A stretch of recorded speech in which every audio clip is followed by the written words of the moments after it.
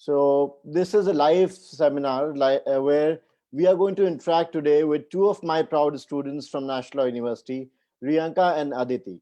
Riyanka has been to University of California and did her masters from there. She has also been to Stanford, and currently Riyanka is a fellow at Codex and at the Stanford Informatics Center. And Aditi has done her masters from University of California as well, and graduate Institute of International Development Studies in Geneva. And Aditi is currently posted in WTO Geneva office as junior legal and economics advisor. So welcome both of you, Aditi and Riyanka. I'm glad that you both could manage the time zones and also agreed to my request to speak to my students today on the virtual law school, which we have recently established, and I have already briefed both of you about it. So the students, the idea, as we have discussed, was to give you all a good perspective that how you can try to find international scholarships and the job opportunities for yourself. And as it's been already more than a week that we have been holding classes at virtual law school, and I have then been guiding you through that when it's a law school that I'm conceiving of, from the physical format to the online format, so it will comprise of and will give you all kinds of facilities and all kinds of help in terms of giving you an all-rounder personality of a lawyer. And I have here with me on the screen two of the very good examples of my students who have made it to the international universities, who have been also getting scholarships and are currently engaged in the very sophisticated profiles and doing a lot of good research work. And now I will, Aditi and Riyanka, I have a lot of questions which the students have already sent it to me across. So which contain different issues, which are basically about job opportunities, scholarships, how do you find the good law school in the US, what kind of courses, so on and so forth. So as I discussed with both of you, I'm going to route those questions according to your expertise to each one of you separately. And after that, I will leave the floor open to all my students to ask you certain questions. And some of them may overlap though, because that's how the students sometimes try to figure out the options through trial and error method. You have gone through that phase, so I hope you will be able to understand that. So Riyanka, can we start with you? Yeah, sure. Okay, great. So this one of the first questions which our students have tried to think about is that what are the key criteria, Riyanka? What are those elements, those fundamental criterias which are necessary for getting a scholarships when you get any LLM offer from the college abroad? So it's an open-ended question that way, as it could be for the US, for anywhere in Europe, Australia, Canada. So what are those ingredients which really makes a student's profile worthy to get a scholarship? Thank you so much, sir, for having me, first of all. And it's an honor that you are asking me question. And I've already been doing that. I have such amazing memories in your class, and it's really great to talk to you today. And answering your question, I can tell you from my perspective, and because I applied only to United States, so I cannot talk about other countries because I never researched or Okay. applied anywhere else. But in US, the scholarships are mainly given by different universities. They have their admission committee, and you need to write a scholarship essay to get scholarships. And funnily enough, I got scholarships from all the universities I applied to except the one where I studied. So because I went to that university because of the ranking and the kind of faculty members and professors and the experience that I wanted to have. So I chose that university, but it definitely helps a lot in getting a scholarship. And the Mhm. most important element of getting a scholarship is writing that scholarship essay well. And there are few criteria to write it well, which I felt was to really be honest and to also tell them, because we are coming from a developing nation, and even the currency exchange rates are really high between both the Right. countries. And and it's important to be honest in what you're writing in your essay, to convey your message and to Right. actually So tell there, them. with that, I have a follow-up Yeah. question. In fact, to Aditi, Riyanka, that's a very good advice that how you should look at the scholarship angle, and there's so many ingredients which go into it. And the students, you must, take note of all of these aspects which Riyanka and Aditi are going to share with you today. So, Aditi, I have a related question to what Riyanka was just pointing at. That some of the students wanted to know that how do you design your recipe, right? And what kind of ingredients will actually fall into that SOP from the scholarship, now getting down to one step backwards, that when you're actually designing your SOP, so how do you go about it, right? Could you give some tips which you would have followed or you would have learned over the years through your seniors and colleagues? Absolutely. Hello, everyone, and so thank you for having me again. So, again, just a quick clarification before I answer anything. If there's anything alluding to my job profile or whatever, I'm speaking in my personal capacity. It has nothing to do with the opinions of WTO or anyone related. Right. So, moving on to the SOP. It's crucial. It is what gets you in the university, and you need to distinguish yourself as a person in an application. So the first step when I did my SOP was to try and use it to reflect who I am, because a resume is that list that gives them a quick brief of everything you've done professionally. I wouldn't waste too many of my SOP words on what I did, like, oh, you won this moot, or then I participated in something else. I wouldn't focus as much on those things as I'd like to tell them how I learned from these experiences. Like, so it basically shapes your growth trajectory from your undergrad to your early career.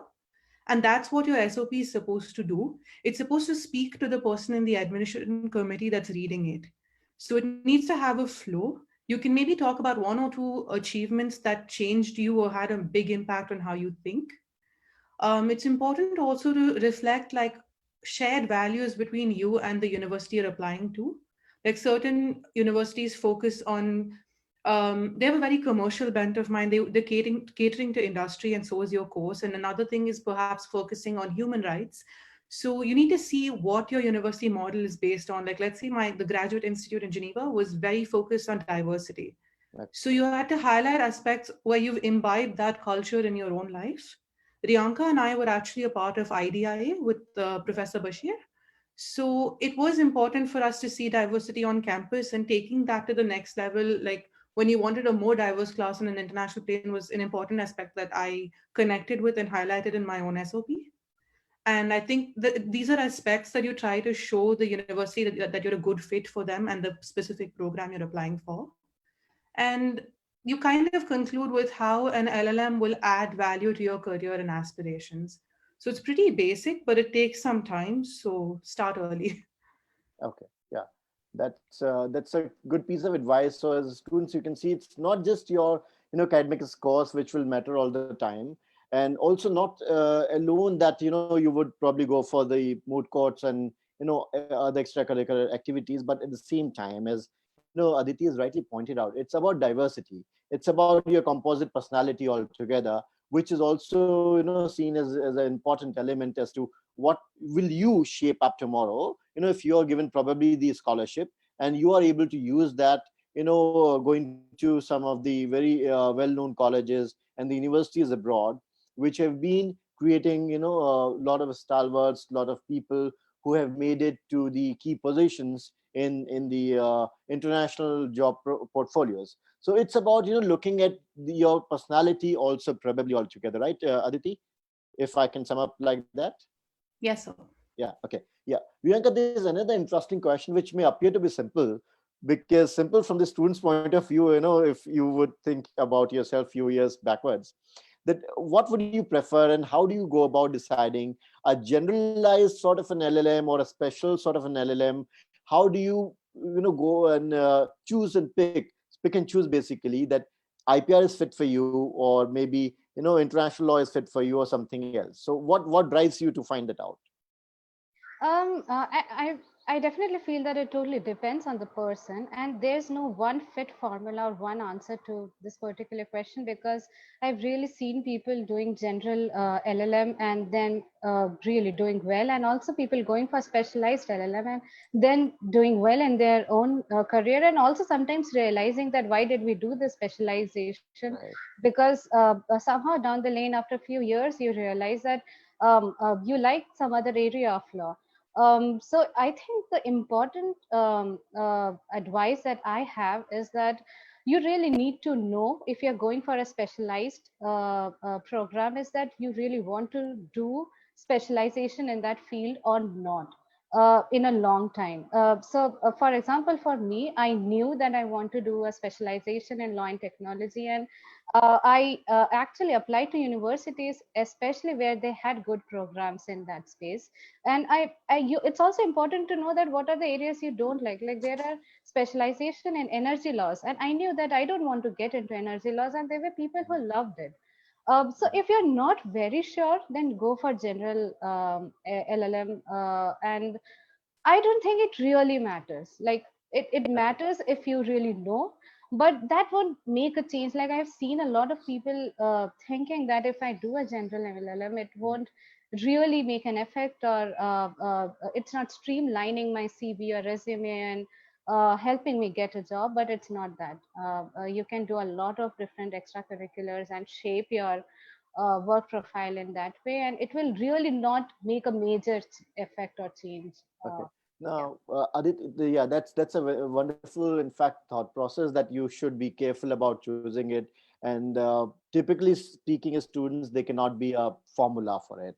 But yes, you can definitely learn from the insights shared by a lot of people who have made it there, because they have their own experiences to tell you that what was driving them when they were trying to find their LLM options. So you can probably try to put yourself in their shoes and then think, and you may be able to arrive at some answer. Now, Aditi, there's another relevant question related to this. Mhm. What's the right time to do LLM? Should you go immediately after the law school? Should you wait for some time? Should you go for a job in an NGO first, or in a law firm first, or the litigation first? So how do you relate to all these things together? Okay, so this is a very tricky question for me Yeah. specifically because I did not have work experience before coming here. So the thing is, with work experience, when I came to Geneva, I realized that maybe it would have been better for me to have some work experience on hand because throughout, okay, so one good thing about my master's was it was not one of the 10-month programs like a normal LLM. I was on a 2-year program. So I had a lot of time to grow and figure things out through the course of my studies. And also, I started working part time and I did a research project for somebody who paid me for like research. And I also interned with like a journalistic blog. It was a UN accredited reporter, which allowed me to move between many UN organizations. So I got to test the environment at different organizations to see what suits me and what does not. But I think it's extremely important that you do have some work experience before coming out, because if I had a chance to like go back and redo something, it would be to get that work experience. Okay. I got very lucky that I was able to land my WTO internship, and even luckier still that I was able to get my job. As you are aware of the current developments in the WTO sphere, there are a lot of governments who have an issue with the organization, who want to Mhm. curb budgets, as well as the appellate body closure in November. All of these affected hiring in WTO severely. And I was very scared, to be very honest. Had I had more work experience, I would have felt more confident in interviewing for more number of positions. Okay. And as well as I think it might make a small difference in terms of what level you're hired at after.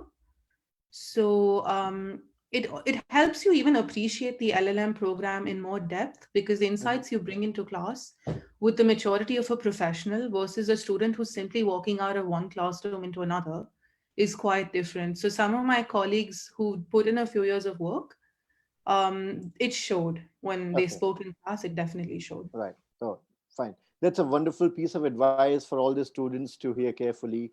right? That Aditi is speaking from her own experience, that what kind of difference it made to the lives of her colleagues, who had some kind of prior experience when they got admitted to the master's program, and how she thought that she could have also got benefited in some way, right?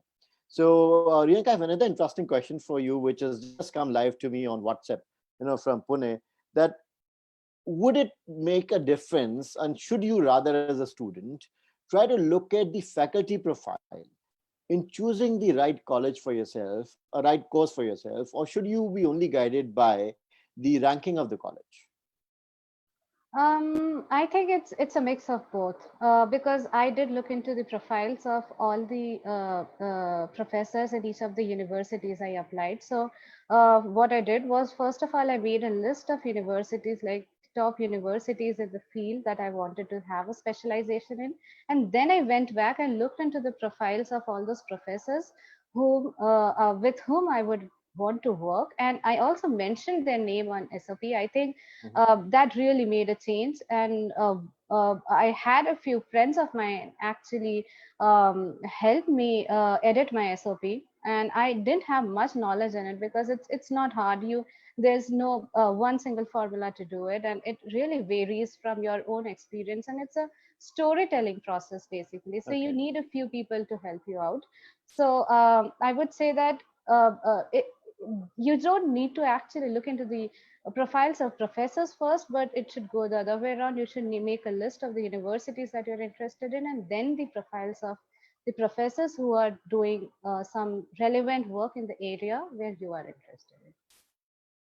Okay, fine. That's a interesting piece of advice.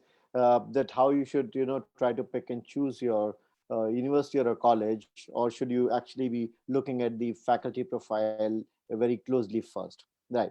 Now, there's another interesting question, which is probably for both of you to take it, but I'll start with Aditi in an alternate way.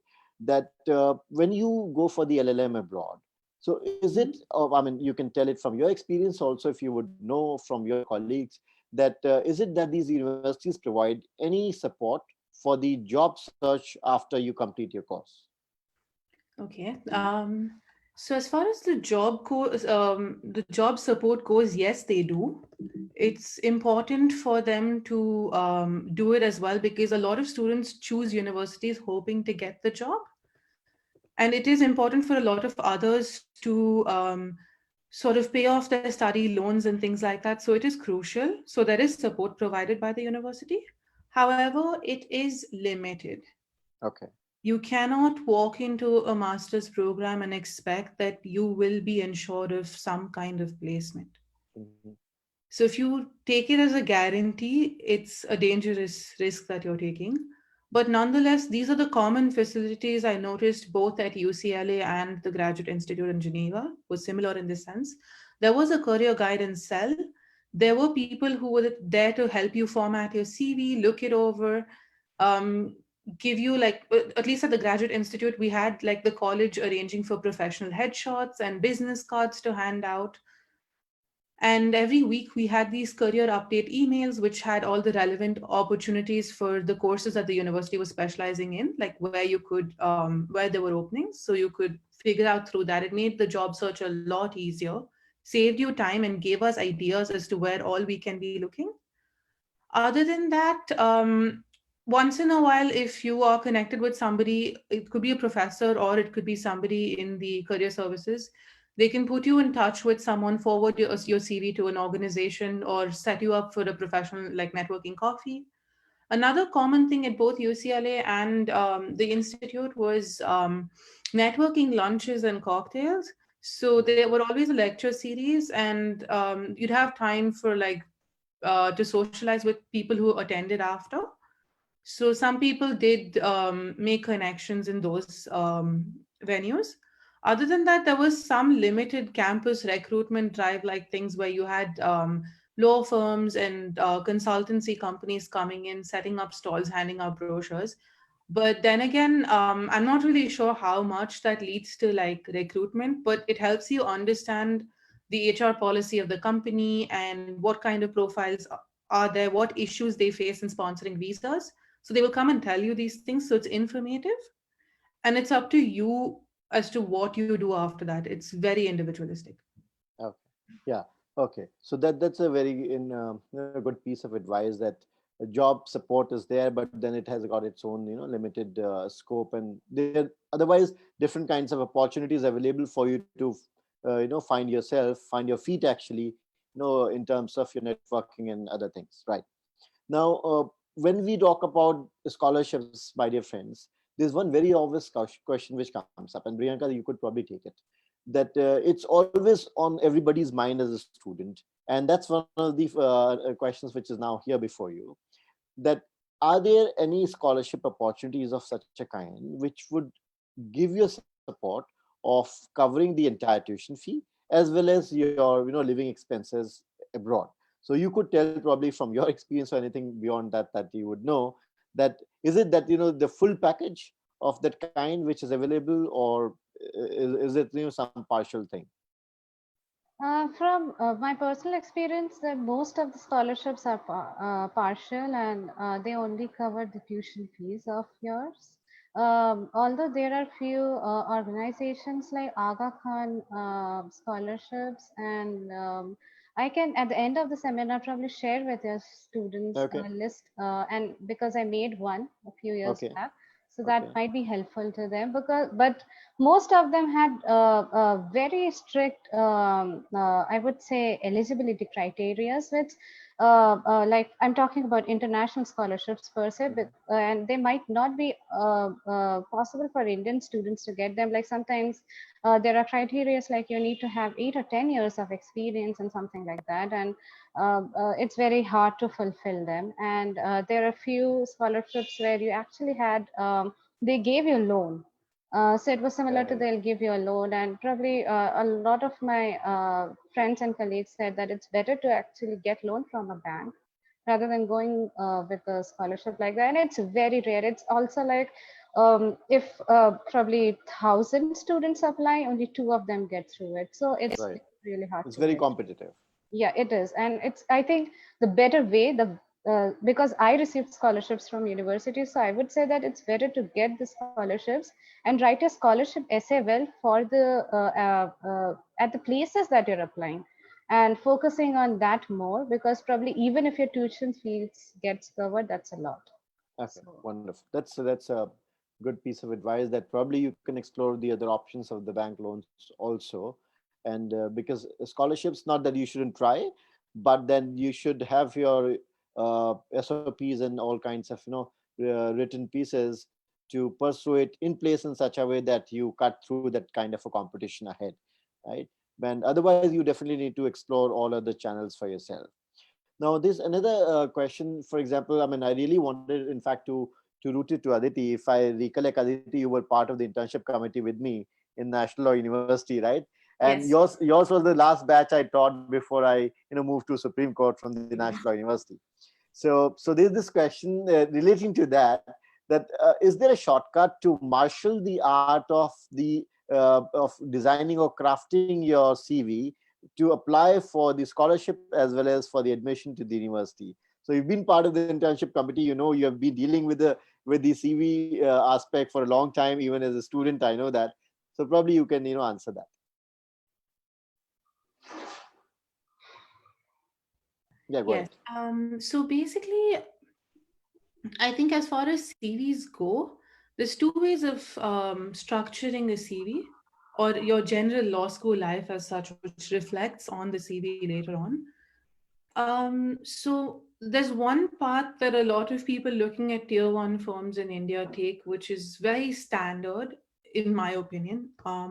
Everyone does a couple of moots, and it's generally one standard national moot, one international moot. They publish a couple of papers, and they have good internships in law firms. So the problem with that thing is that though it's difficult to do, it takes a lot of effort. It also makes you a part of a larger sea of faces where you blur out. And also, in terms of if you start chasing a standard pattern of structuring your CV, you're going to end up doing things you may not be very good at or may not enjoy. So I'd say it's best for people to focus on their strengths and weaknesses, understand it, take every opportunity that comes their way, and plan. So I think every CV should reflect strong achievement if you want to come out, and especially Mhm. stay out after coming. And that can be in different senses. Like you could say pick mooting and you're really good at it, you stick to moots and you do very well at it. Or like for me, I was someone who liked variety, so I did all kinds of things from ADR to mooting to writing papers. It was a whole bunch of things like committee work. That was again something I was very passionate about. So every year of law school, I was always on some committee or the other. Yeah. And all of these end up shaping your CV. And if you go with the flow, but take every single opportunity that comes your way, you'll end up with something that's unique that makes you stand out from the crowd that an admissions office will notice. Okay. Yeah. Okay. So students, you must take note of these things because some of you who are in probably in the third year now, so you can make the best use of such kind of pieces of advices that how should you from right now try to invest in developing your CV in such a way that after you graduate from the law school, it should have a decent weightage. It should give a very good perspective of your personality as an all-rounder in some way. Also, if you have been able to find an area of practice or area of research for yourself, then you can stick to it. So it's your call, but yes, you must, as Aditi said, you must pick every opportunity very carefully. So, if you don't mind me adding Yeah, just go one ahead, thing, go ahead. I think in certain cases, if you're looking at a very specialized LLM or a very specialized program, what you do in law school is important, but what is more crucial is that first job that you pick up. This I'm speaking of by looking at very close friends who've also come to Geneva or like moved to the US, wherever. They've had very specialized work experience that was catered to the program that they were keen on. So if you're interested in human rights or something like criminal law, you work with certain research centers or you work with with an NGO that's really famous. So these people have worked with institutions that whose alumni end up at these universities Yeah. later on. Mm. So the referees are known to the university because they've been referring people in the past, they're experts in their field. So that first job that you pick, I think that is extremely important as to where you're going to go with your LLM after. Right. Okay. So that's another piece of advice. I think a takeaway, especially for the ones who are in the ninth or the 10th semester, basically in the last year, so they can take that advice very seriously. That how should you plan your first job and how should you look at that? Who could be your referee and how will that influence your chances of finding feet into one or the other law school of your choice, right? So this another question which basically relates to the issue of getting an admission to the law school, not exactly the scholarship angle, Riyanka, if you would want to take it, that would it matter, or actually does it matter that which law school in India you went to? That if you were not from a one national school or the other, or within the national universities, hierarchy, is there any kind of a weightage which is being given to your branding of the law school in India when the foreign universities try to assess your application?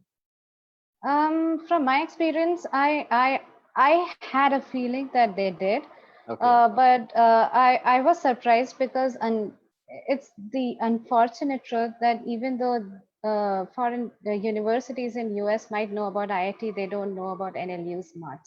So Mm. it really don't make a lot of difference. What makes the difference is that what kind of work profile, what kind of internships, and the holistic resume that you're submitting there and the SOP that you're writing. It's basically having all the elements that you can connect the dots backwards, and then you can tell your story and how you reach there.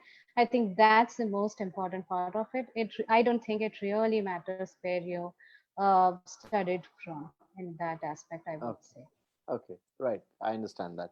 So that's another angle to it, that it may make a difference. But apart from that, if you basically, my takeaway would be, if you have invested in your CV very diligently. So you don't need to be worried about that you come from which law school. Right? I Yeah. mean, your CV, your profile should speak for itself, and then this entire dilemma of coming from one or the other law school, which may have a weightage or may not have the weightage, just withers away. I would like to add one thing. I think Yeah. it really makes a difference if you have your alums in United States and who Okay. can help you in guidance. And that's so there are universities like probably Amity Law in Noida, and Mhm.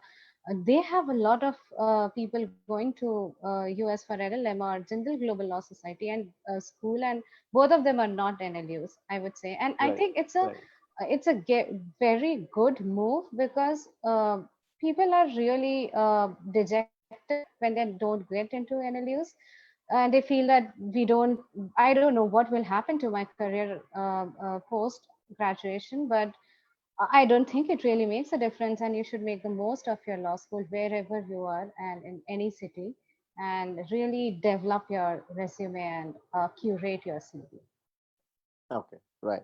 Yeah, so that's another very interesting piece of advice for all the students, and also, in fact, I would say motivating, words that it doesn't matter that you didn't get admitted to NLUs.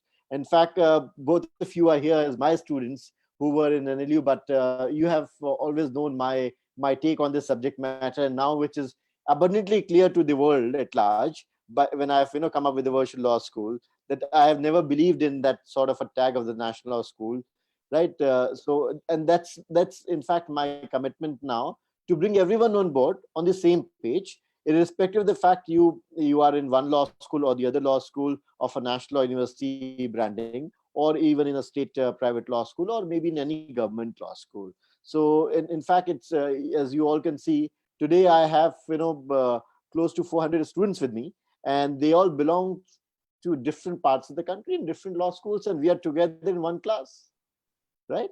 So that's a very interesting kind of thought process, Riyanka. Thank you for that.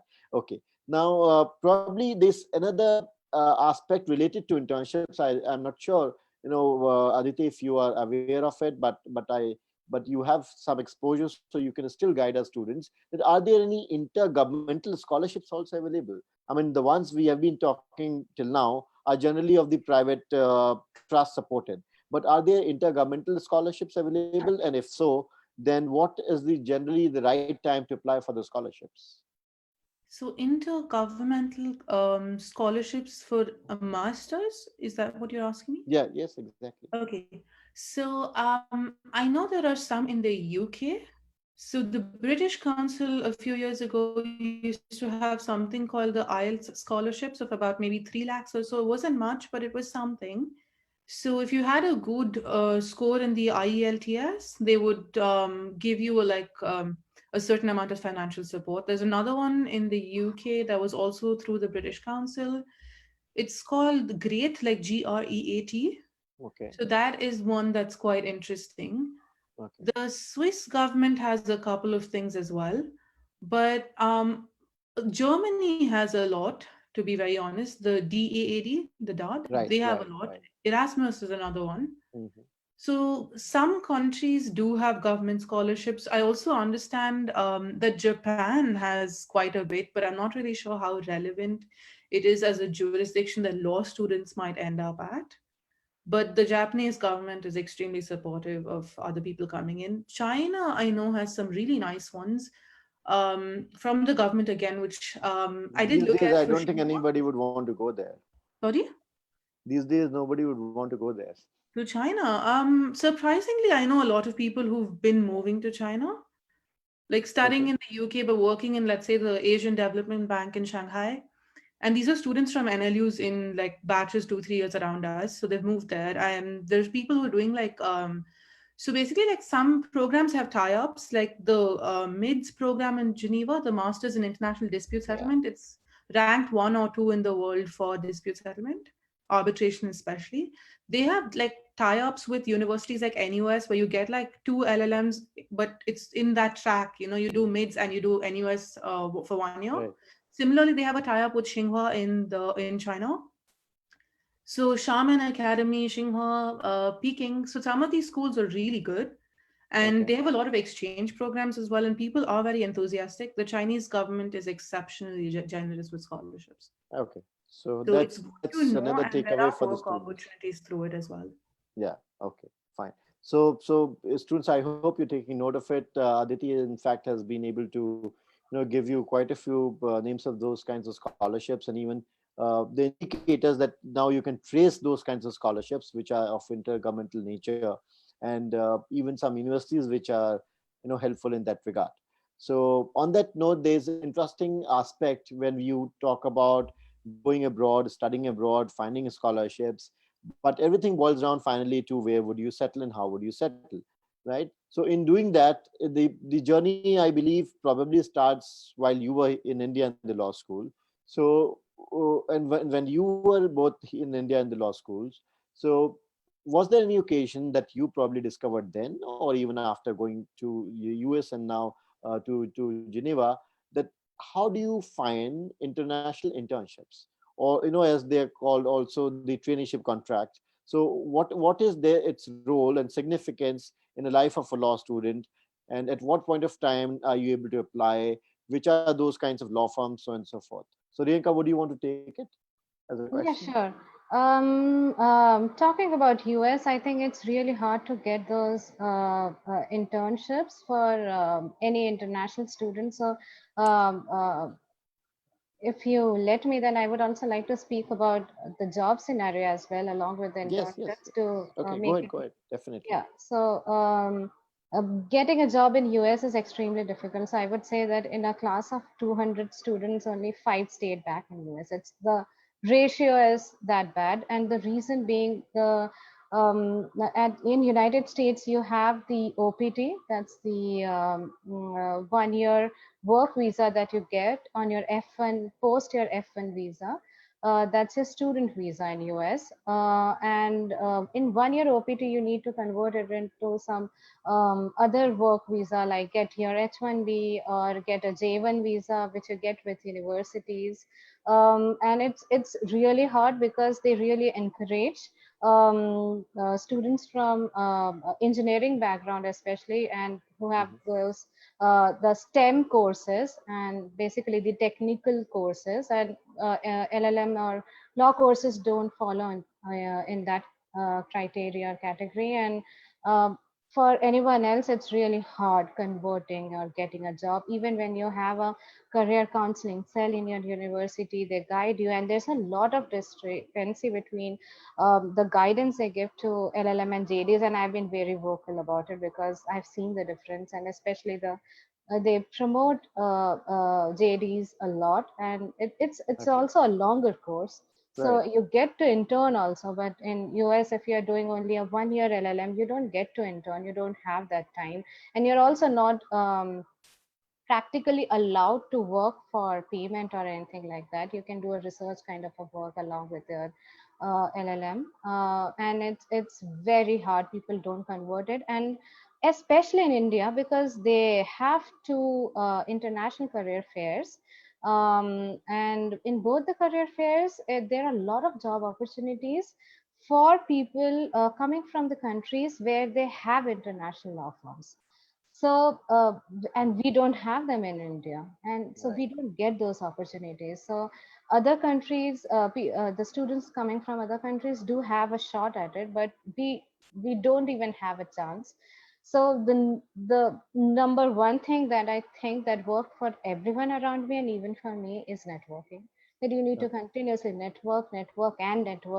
You need to talk to people, and you need to message on LinkedIn. You need to meet them. If anyone is coming to your university, giving a talk, have a conversation with them, tell them that you're interested in their work if you are.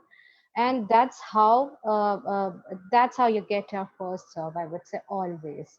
And that's how you convert something, especially I'm talking about Indian students. And otherwise it's really hard. And you if you're actually want to get into a law firm, you need to clear the bar as well. So that's also another side of it, Mm-hmm.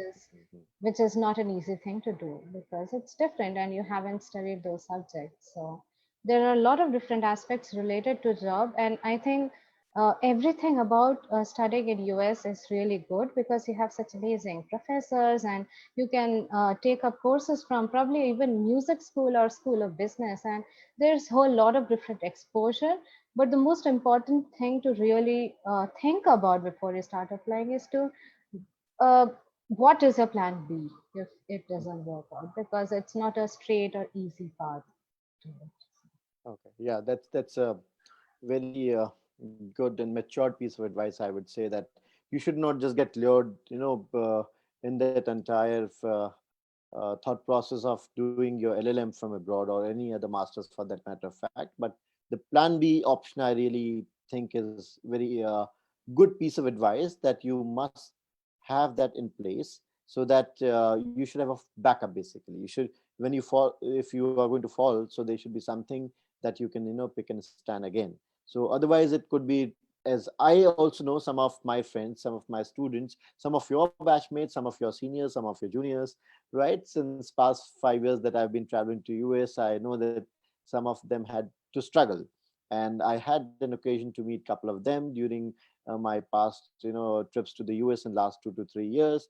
And finally they had to come back to India and work with the law firms in India, right? Although they tried their best to finding a job, sometimes 6 months, 4 months, hopping on to work from one job to another, but it didn't work in terms of finding a sustainable means there.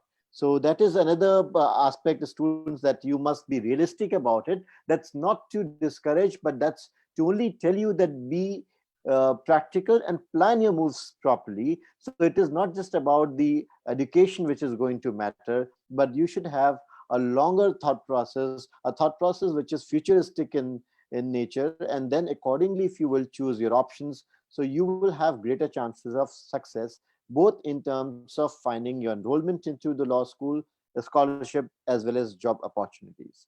Sir, I So would like to add one more yeah. thing to it, is that people think about it a lot, and I have heard even my friends, seniors, or classmates talking about it when they have to go back and move back to their country, that why didn't they get through and why did it happen to them? And I would really like to say that I felt that it's a matter of luck that during networking you met someone who really liked you. And even for somebody like me who only went to US with 1 year of experience, and there were few people who had years of work ex, like they had like 10 years of work experience when they went to US to do LLM, and they had to go back.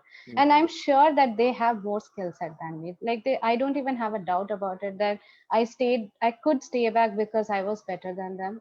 There's nothing like that. It's all about whether you're well lucky enough to uh, uh, find a mentor or find an organization that liked your work profile and something matched. Would So sponsor your there's visa. nothing to be sad about it, I would say, if it Right. happens. Okay. Yeah, that's interesting. So, but I had these questions, which the students sent to me by email, and I thought that these can be used to start off the conversation with both of you. But apart from that, as I know, the students have been telling me that they would reserve some questions for themselves to engage with you directly. So I now, open the floor for everybody to ask questions. So just raise your hand and then ask questions. So that will make it easy for Riyanka and Aditi to reply. So students, anybody who wants to go ahead?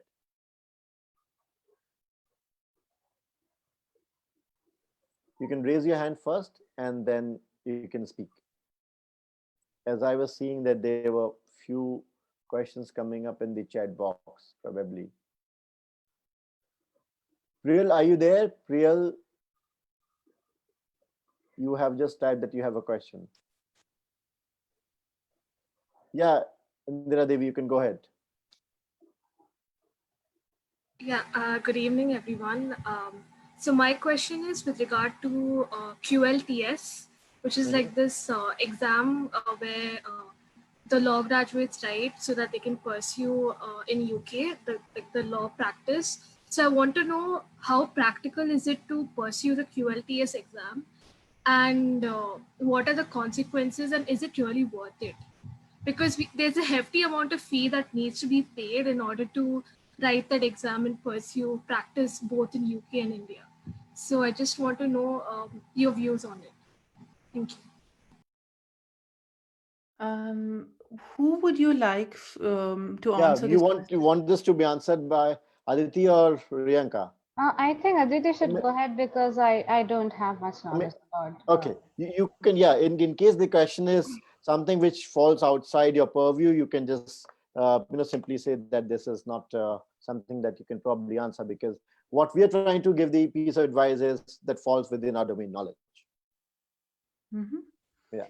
Okay, so here's what I can tell you. I personally did not look at the QLTS, but what I can tell you is a more general view from what I know of people who went to the UK. These exams are not very easy. Some of them even take like happen in stages. And even if you have a license to practice, you need to have like a chamber that accepts your tenancy in the UK, if that's because that's how it works. So you need to have a company that gives you a job. And those things, like literally every single sentence that Riyanka said in her previous speech was echoing my thoughts exactly, both when I studied in the US as well as in Switzerland. She said that they gave preference to STEM in California, especially. In Geneva, it's data science. That's what they want. Commodity trading and data science. Law is not a mainstream thing anywhere. It's ancillary to the functions of a company. So a small team of lawyers is enough to keep even like a mammoth sized company running. So the demand is very limited. And regarding the transfer of your license to practice, I'm not sure about the UK in this aspect, but just some information on the US if it's relevant to anyone. If you're taking up the California bar, you don't need those minimum credits. So you can use your Indian license to take up the exam in California without studying there. But if it's a New York bar, they have specific number of credits. I'm guessing 17 or something to the effect, if I'm not wrong. But you need to study that many credits in the US, which basically means you need to take a few classes. So it depends on where you want to enroll, but being enrolled does not guarantee you the right to remain in the country, let alone practice. So if you think you want to go independent in these countries, think twice and think again. It's not Right. going to be easy. And especially in the UK, any chambers will need to accept your tenancy, for which you'll also have to go through like a traineeship sort of period where you are working with them. And if they accept your tenancy, it's kind of like having a job, so you can apply for the visa accordingly. So it's not something I'd keep too many hopes up about. So if you have a job and if your job requires a license for you to practice, then yes, if you've been there 3-4 years and you think your job requires it, by all means, please go ahead. It will help and enhance your profile. Right. Okay. That's a great piece of advice. That because there's so many issues relating to the job, it's not just about finding a job, but there are other aspects also that you have to factor in. Okay, Krishna, you can ask your question. Good evening, everyone. My question is whether doing an LLM would lower your chance of getting a job in law firm later, because you are doing an abroad law and a person who is already staying in India will be much more aware of the laws. Okay, your question is directed to whom? Anybody could answer. Okay. Riyanka, you want to answer that? Yeah, sure. I have two perspective in this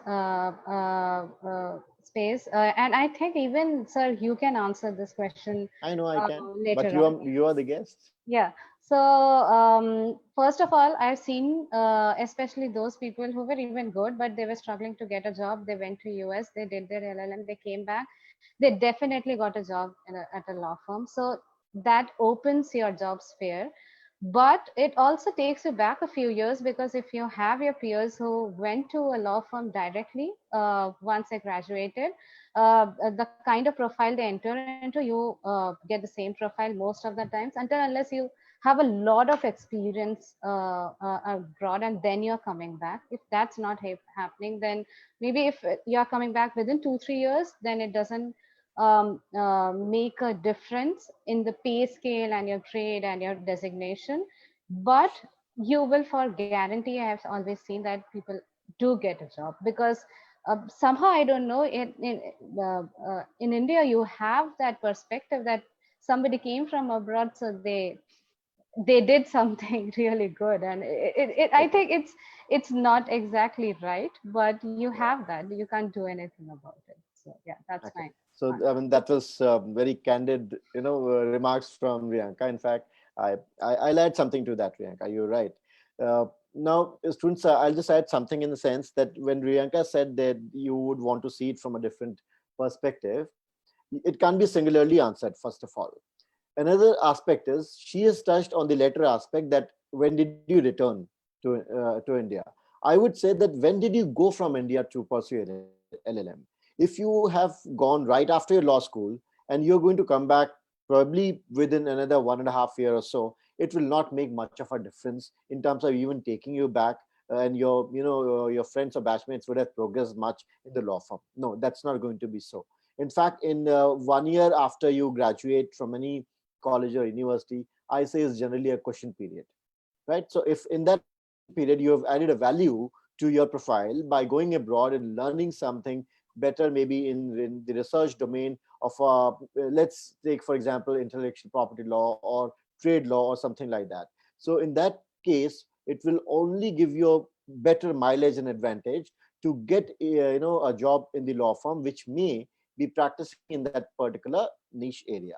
So that's another way of looking at it. But yes, if you're going for your LLM or any other masters interdisciplinary also, after serving some years or investing some years of your life, maybe initial 2 to 3 years or 4 years of your life in India, then definitely you have to take a tough call, because probably if you were into litigation, you would have made your clients by then, so you may not want to lose them, because nobody in the law job market is going to be so indispensable, right? So unless you have made that sort of a area for yourself, that they will wait for you when you would come back after a year or two, but that's not going to happen, my dear friends. So that's a very simple sort of choice that you have to make, and definitely it's going to be tough, towards the time when you would invest more number of years in India into a job first, right? So that's my take on that.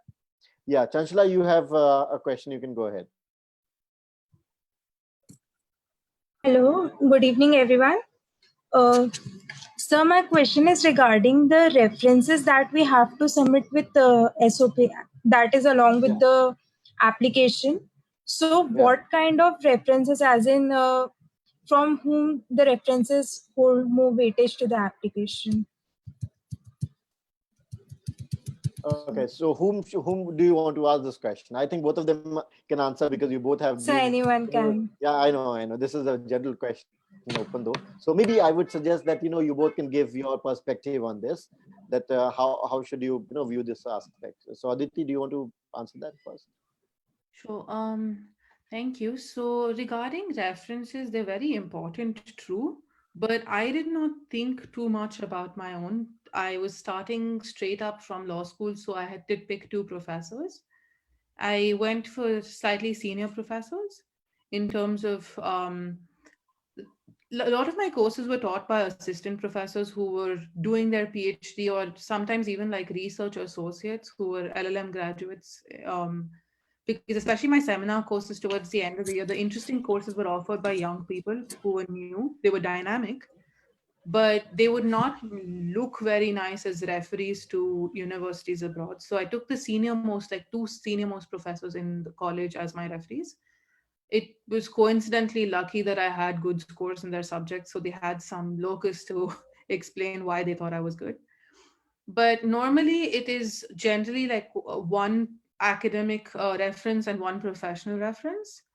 What matters in a general sense is this person's professional standing, and secondly, how they write about you. That is extremely crucial, because many of the times the university application form sends these professors a link where they can log in and write whatever without you seeing it, or they can write something that you can see that and then upload accordingly based on which recommendation fits which university profile.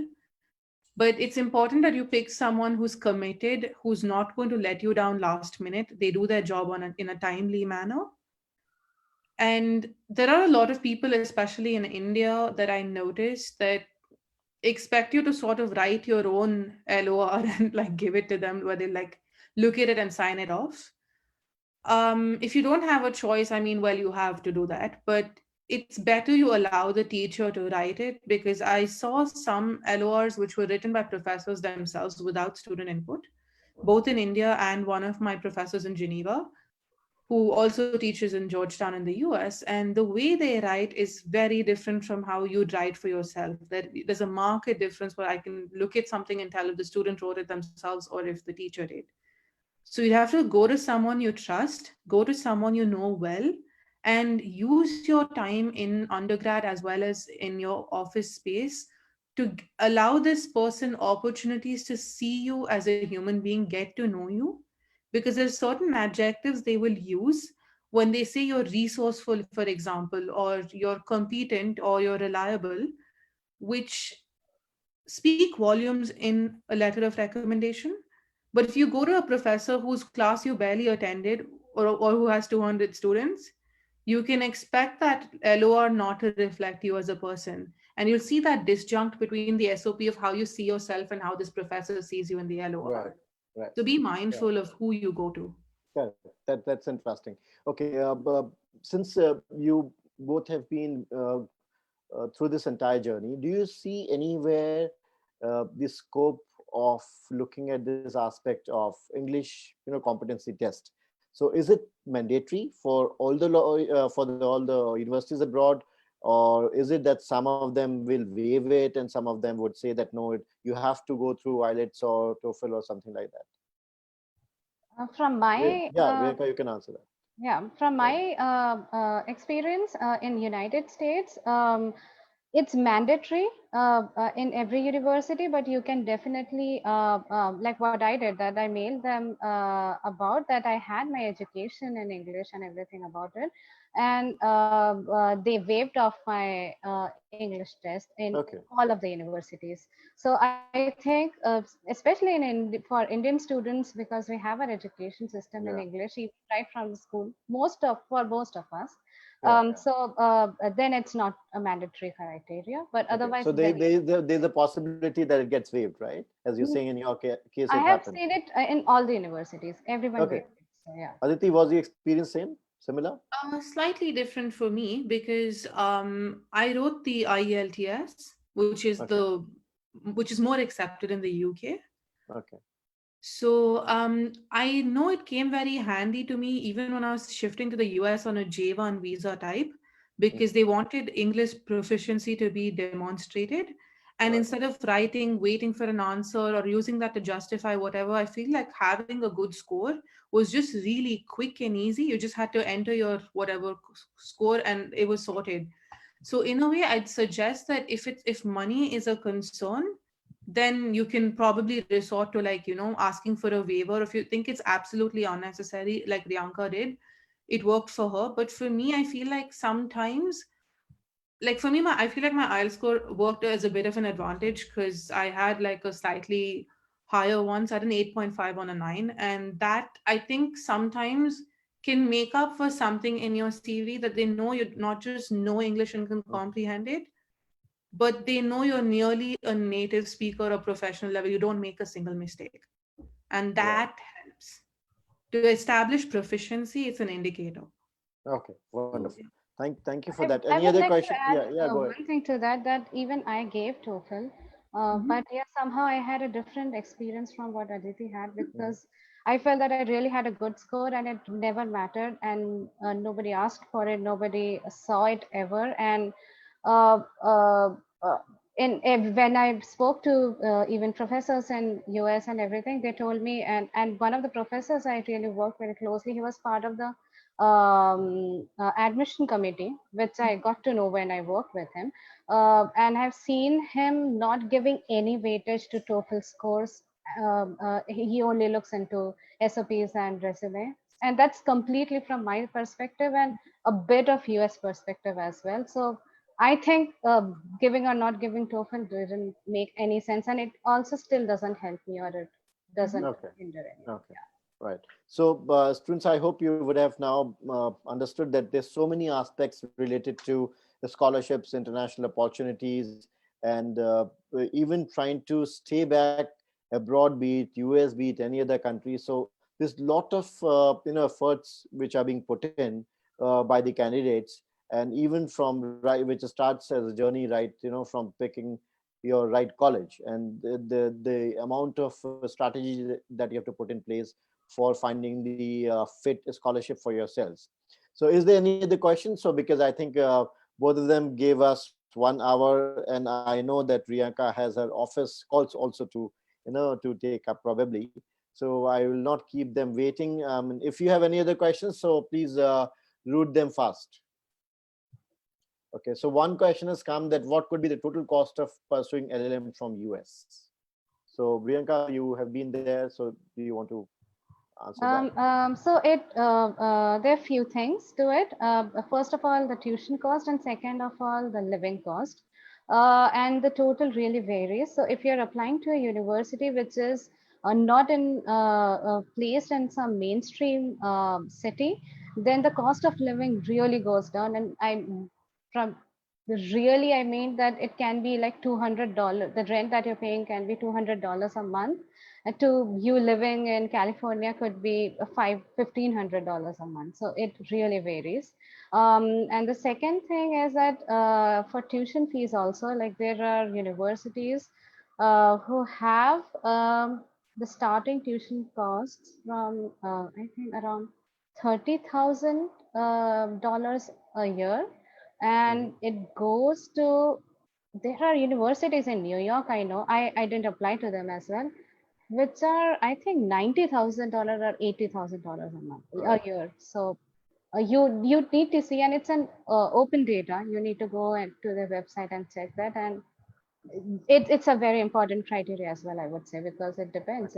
It's a costly. Yeah, I agree too, because I think students, you can also try to look at it from another very simple proposition of common sense. They know that if you are looking at even the LLB course, so would you want to pick up law school or law college in Mumbai, right, or Delhi or Bangalore or Chennai? Some of the metropolitan cities where the cost of education in terms of your staying, your living expenses would actually be really high, right? Not just about the tuition fees. So I think likewise, it's applicable everywhere, even in the different parts of the US. That if you are going to look at the university or a college in New York, for example, so the cost will definitely go proportionally high and could be really insane and exorbitant, right? And as Riyanka has rightly pointed out, if you were to choose somewhere else, so the cost will accordingly get reduced. However, yes, the tuition fee is another aspect of it, which may nevertheless vary from different colleges, and in some colleges may still remain to be on the higher side, looking at its ranking in the entire league of universities and a particular kind of college that you're applying to. Okay, so I think So on, yeah, adding one yeah, thing to it, because I felt that this might guide the students even in a wrong yeah, direction in one way, to really discourage them in applying to places yeah. which are really Mhm. costly, is that because I studied at a place which is a costly state, but Mhm. nevertheless, because I live near Silicon Valley, the job opportunities and kind of networking I could do, you cannot do that everywhere. So I think Right, even you should take care of where you're applying, and if there are companies are like in New York, you have so many law firms. It's right, a right. law firm hub in US, so So it's everything is also a very trade-off. Everything is a trade-off. You need to balance your options so that you get benefited the best, right? So now, on that note, I would request both of you. Can you give your three takeaways? That the student should have. For example, the 3 pointers in identifying the law school scholarships, job opportunities. How should he prepare? In a nutshell, I mean, Riyanka, you, and then Aditi. So with that, we can then wind up the session. Yeah, sure. Thank you so much for having me. I really had a great time. I hope the students find the session good. And the three top takeaways, I would say, because I could not answer the question related to references, I would start with that. Okay, go I ahead. really think that references really mattered, and it mattered for me, especially getting the scholarships, because I had references from a professor, Jane Wynn, who came from US to Yeah. teach us, and Yeah. I had an amazing relationship. I was the topper in her course, and I had an amazing rapport with her, and I spoke to her like every week, and we wrote a research paper together and things like that. So I think it really matters with whom you are talking, and sometimes you don't realize then that where this might take you.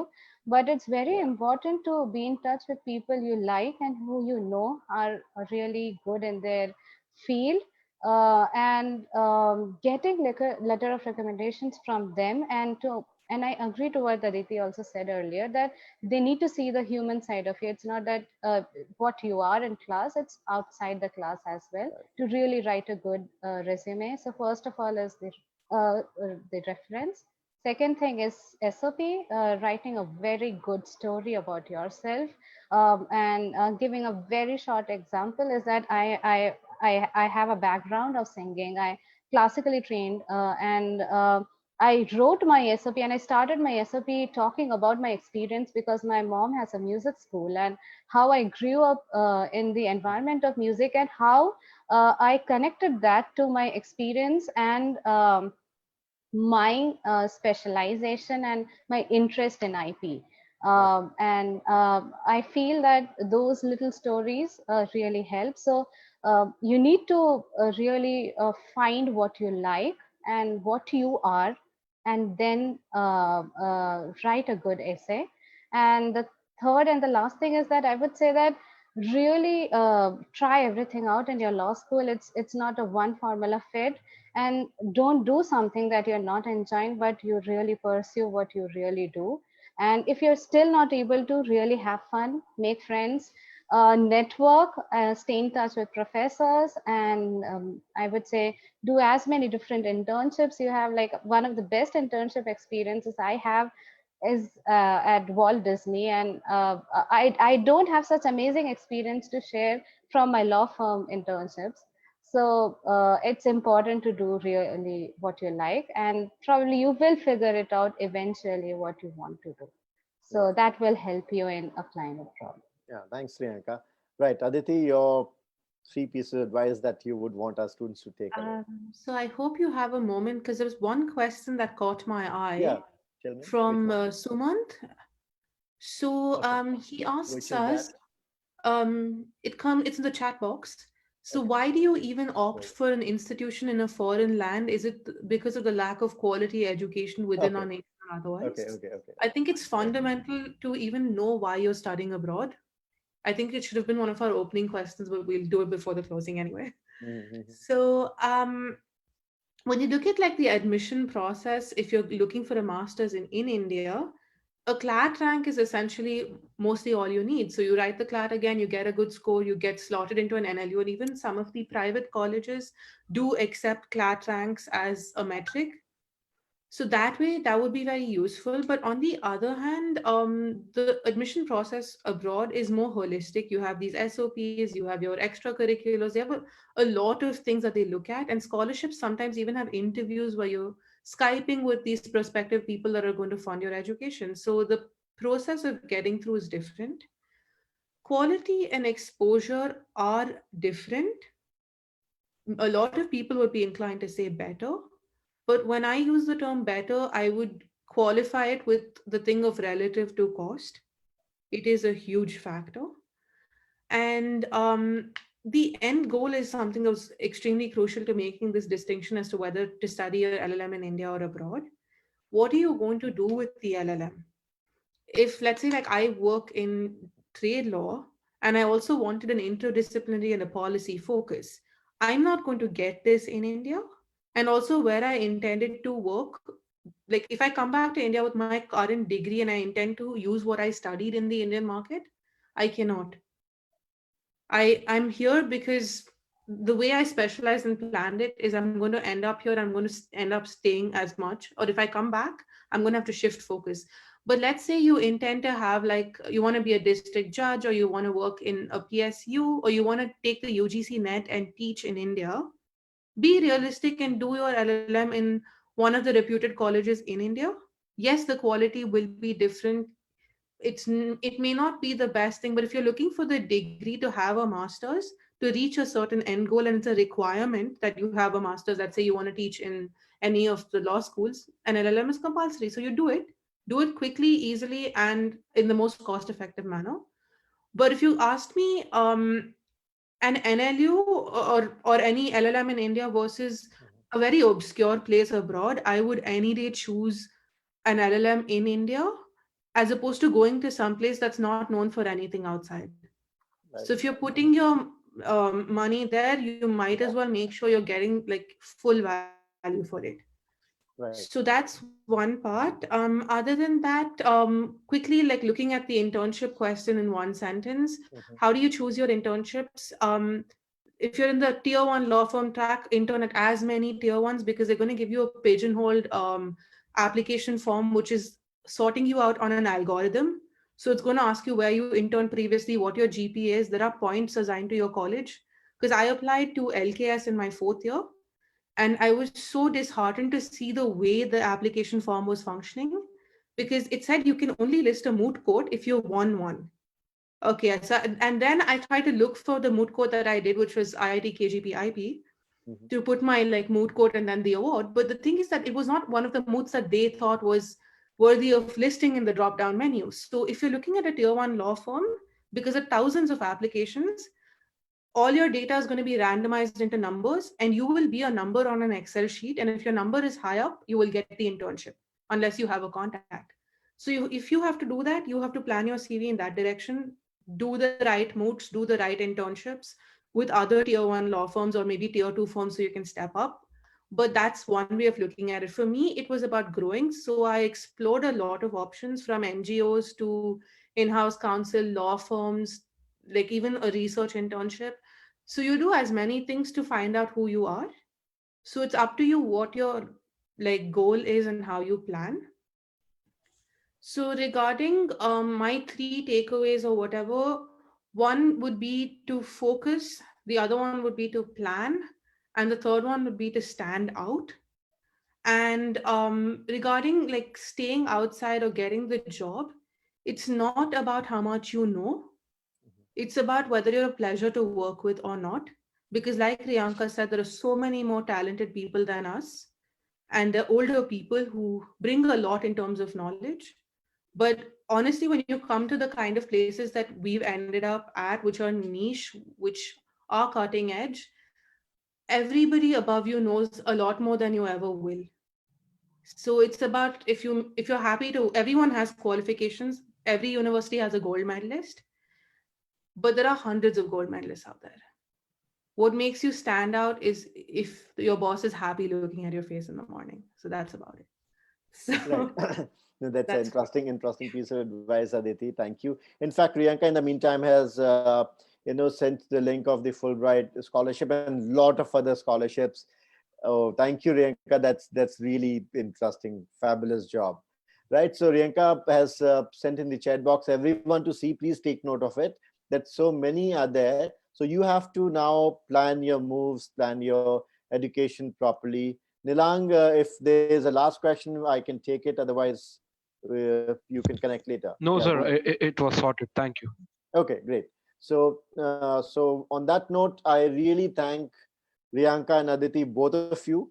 You took time out of your schedules, trying to look at the time zones we are in, and you could still give at least, I think, more than 1 hour to my students, right, on this important subject matter, which is always going to be a weak nerve of all the students all the time, right? You've gone through that journey, so you are the best judge to understand the pain, the suffering, the tension, the anxiety, and everything that you undergo during this kind of a time.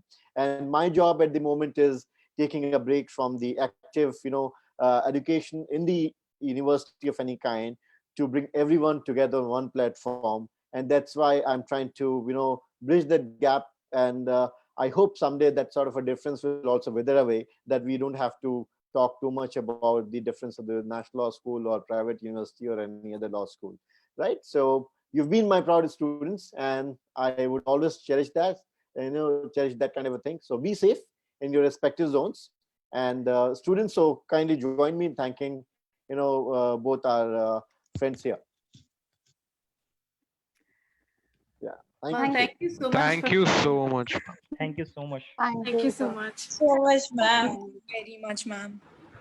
Thank you It so was much, a ma'am. pleasure to speak to you. The questions were very well thought out and structured. And yeah, good luck to the virtual law school. This is Thank very you. helpful. We are Thank you. mushrooming. Yeah, and please, anyone can reach out to me if they're interested, especially in the field of legal technology that where I'm working, and or applying abroad, especially to US, living in California, working at Stanford. Anything, any advice you need, I'll be happy to help. Yeah, the same for me. You can just reach out to Nachiketa sir and he can route your I query. can connect you. Yeah.